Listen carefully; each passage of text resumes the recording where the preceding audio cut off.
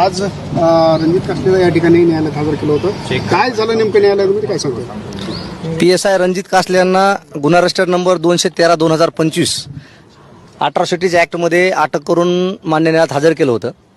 Police डिपार्टमेंटच्या वतीने तपास जो आहे तो श्रीमान गोल्डे साहेब DYSP बीड यांच्याकडे देण्यात आलेला आहे.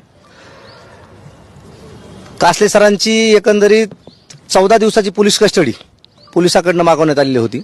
त्यावर सरकारी वकिलांचा आयोनचा आणि आमचा युक्तिवाद झाला. त्या युक्तिवादाच्या अनुषंगाने मान्य न्यायालयाने 21 तारखेपर्यंत म्हणजे 3 दिवसाची पोलीस कस्टडी त्यांना मंजूर केलेली आहे. प्रामुख्याने ती पोलीस कस्टडी याच्यासाठी मागितली होती की त्यांचा जो मोबाईल आहे, ज्या मोबाईलमधून तो व्हिडिओ प्रसारित झाला होता, तो मोबाईल जप्त करणं आहे, त्याचा पासवर्ड हस्तगत करणे आहे.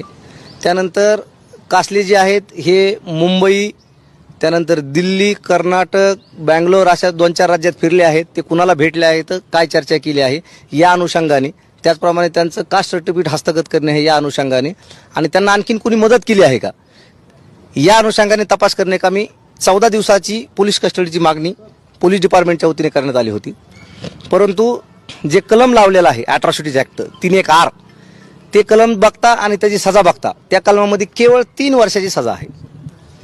3 वर्षांची म्हणजे ज्या गुन्ह्यात 3 वर्षापर्यंत सजा आहे, as per direction of supreme court 7 वर्षाच्या आतमध्ये ज्या गुन्ह्यामध्ये सजा आहे अशा गुन्ह्यामध्ये पोलीस डिपार्टमेंट टेबल जामीन म्हणजे पोलीस स्टेशनला नोटीसवर सोडून देण्याचा अधिकार आयोगांना आहे.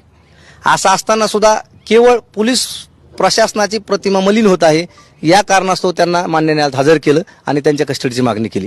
परंतु मान्य न्यायालयाने केवळ त्यांना 3 दिवसाची पोलीस कस्टडी दिलेली आहे. मग त्यांच्यावरती अॅट्रॉसिटी अंतर्गत गुन्हा त्याचा खटला चालला की मग पोलिसांची प्रतिमा मलिन केली नाही. आता लावला गेलेला आहे. PCR जर ग्राउंड बघितलं आपण तर त्याच्यामध्ये तो सुद्धा म्हणजे त्यांना अटक करून जे आणलं होतं त्या अॅट्रॉसिटीच्या कलमामध्येच आणलं होतं. परंतु त्यातला जो ग्राउंड बघितला तुम्ही तर त्या ग्राउंडमध्ये यांनी पोलिसांची प्रतिमा मलिन केली आहे वगैरे वगैरे त्यांच्या वतीने आर्ग्यू करण्यात आलं.